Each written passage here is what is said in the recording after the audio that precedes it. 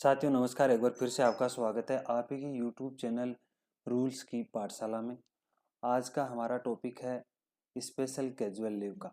सभी साथियों से निवेदन है कि सबसे पहले हमारे वीडियो को अपने दोस्तों तक शेयर करें और हमारी वीडियो को शुरू से अंत तक अवश्य देखें। और यार सब्सक्राइब के लिए तो क्या ही कहना है, सब्सक्राइब तो आप कर ही दोगे, मेरे को पता है। स्पेशल कैजुअल लीव कौन कौन से ओकेजन पर मिलती हैं और कितने दिन की मिलती हैं, ये जो आप पॉइंट्स देख रहे हैं, पॉइंट नंबर 1 से लेके पॉइंट नंबर 13 तक, ये मैंने मोटा मोटी पॉइंट्स को इसके अंदर लिया है। फिर जो जितने छोटे छोटे और बहुत सारी स्पेशल कैजुअल लीव्स हैं वो आपको लास्ट वाले पॉइंट में देखने को मिलेगी। अदर पर्पज, अदर पर्पज के अंदर हमारे तकरीबन 12 पॉइंट्स हैं। देखा जाए तो 12 प्रकार की छुट्टी है। उसके लिए क्या एलिजिबिलिटी है, क्या क्राइटेरिया है, कितने दिन की अवकाश है, उन सब के ऊपर चर्चा करेंगे। इसलिए सभी साथी वीडियो में शुरू से अंत तक बने रहें ताकि आपको किसी भी एक भी छुट्टी का आपको नुकसान नहीं हो, आप अपनी सभी छुट्टियों का लाभ भली भांति ले पाएं। सबसे पहले पॉइंट नंबर 1 है स्पोर्ट्स एक्टिविटी के लिए जो मिलने वाले अवकाश हैं उनके बारे में चर्चा करेंगे। पॉइंट नंबर 2 में कल्चरल एक्टिविटी के संबंध में। पॉइंट नंबर 3 में माउंटेनिंग और जो ट्रैकिंग के लिए शौकीन लोग हैं उनके लिए। पॉइंट नंबर 4 में फैमिली प्लानिंग के लिए जो मिलने वाली छुट्टियां हैं उनके संबंध में। फिर एक्स सर्विसमैन अगर री एम्प्लॉयमेंट होता है तो उसके संबंध में कितनी छुट्टी का प्रावधान है। यूनियन और एसोसिएशन एक्टिविटी के लिए कितने दिन की छुट्टी मिलती है। नेचुरल क्लाइमेट्स के लिए कितनी छुट्टियां मिलती हैं। ये तमाम प्रकार की छुट्टियां हैं जिनको हम इस वीडियो के अंदर कवर करेंगे। फर्स्ट है स्पोर्ट्स इवेंट्स के लिए जो मिलने वाली छुट्टी है वो कितनी है। एक कैलेंडर वर्ष में अधिकतम 30 दिन तक की स्पोर्ट्स इवेंट्स के लिए छुट्टियां मिल सकती हैं। इसके आयोजन में भाग लेने हेतु स्वीकार्य है। उसके लिए क्या कंडीशन है। पॉइंट नंबर 1 है राजकुमारी अमृत कौर अनुशिक्षण योजना या फिर कोई अन्य सम्मान अखिल भारतीय अनुशिक्षण या प्रशिक्षण योजनाओं के अधीन प्रशिक्षण शिविर के अंदर जाने के लिए आपको मैक्स 30 दिन का स्पेशल कैजुअल लीव मिल सकता है, आप उसके लिए एलिजिबल हैं। फिर point number 2 national institute of sports Patiala है।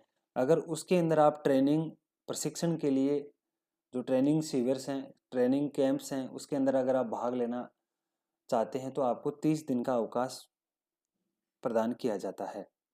फिर पॉइंट नंबर 3 है राष्ट्रीय खेल महासंघ सरकार द्वारा मान्यता प्राप्त खेल संगठनों युवा कार्यक्रम एवं खेल विभाग द्वारा आयोजित खेल कूद के लिए जो उसके कैंप हैं उसके अंदर ट्रेनिंग कैंप्स के अंदर जाना चाहते हैं तो उसके लिए आपको यह छुट्टी प्रदान की जाती है। जो खेल्स हैं या फिर उसके सम्मान जो क्रियाकलाप्स हैं, एडवेंचर्स स्पोर्ट्स एक्टिविटी हैं या फिर कोई सिमिलर अदर एक्टिविटीज़ हैं वो कंडक्ट करवाते हैं, उसके लिए आपको स्पेशल कैजुअल लीव प्रदान की जाती है। तो ये 4 पॉइंट हैं। इनके अंदर अगर आप भाग लेना चाहते हैं तो आपको sports events special casual leave के तौर पर आपको 30 दिन की एक वर्ष के अंदर छुट्टी प्रदान की जाती है। एक वर्ष में 30 या 10 दिन से अधिक की अवधि को नियमित छुट्टी माना जाता है। खेल प्रतियोगिता के दौरान अगर खिलाड़ी है घायल हो जाता है तो खिलाड़ी के गंभीर घायल होने या अस्पताल में भर्ती होने पर एक कैलेंडर वर्ष में 30 दिन की कुल छुट्टी की सीमा के अधीन विशेष आकस्मिक छुट्टी प्रदान की जाती है। फिर नेक्स्ट है कल्चरल एक्टिविटी के लिए अगर आप भाग लेते हैं, सांस्कृतिक गतिविधियों के अंदर अगर आप भाग लेते हैं तब आपके लिए क्या टर्म्स कंडीशंस हैं और कितने दिन की आपको छुट्टी प्रदान की जाती है। पॉइंट नंबर 1 है केंद्रीय सचिवालय खेल नियंत्रण बोर्ड द्वारा उस जैसे नृत्य नाटक संगीत काव्य आदि के अंदर भाग लेने वाले कर्मचारियों को एक कैलेंडर वर्ष में अधिकतम 30 दिन का विशेष आकस्मिक अवकाश प्रदान किया जाता है। 30 दिन की स्पेशल छुट्टी आपको दी जाती है। पॉइंट नंबर बी है भारत सरकार द्वारा प्रायोजित निकायों जैसे कोई संस्थान है संगठन है उसको काफी हद तक सरकार द्वारा नियंत्रण किए जाते हैं और सरकार से सहायता अनुदान के रूप में पर्याप्त सहायता प्राप्त करते हैं। तो आयोजित क्षेत्रीय या राष्ट्रीय या फिर अंतर्राष्ट्रीय स्तर के नृत्य एवं संगीत प्रतियोगिता में भाग लेने वाले कर्मचारियों को एक कैलेंडर वर्ष में अधिकतम 15 दिन का विशेष आकस्मिक अवकाश प्रदान किया जाता है। देखा, मतलब सरकारी नौकरी लगने के बाद बल्ले बल्ले है लोगों के। फिर नेक्स्ट पॉइंट है अपना पॉइंट नंबर 3, माउंटेनिंग और जो ट्रैकिंग के शौकीन लोग हैं उसके लिए भी देखो सरकार ने छुट्टी की व्यवस्था कर रखी है। जो पर्वतारोही और ट्रैकिंग अभियान में भाग लेना चाहते हैं उन कर्मचारियों के लिए क्या टर्म्स कंडीशन है, वो कौन सी संस्थान से जुड़े तब उसको यह छुट्टियां मिलेगी और कितनी छुट्टियां मिलेगी।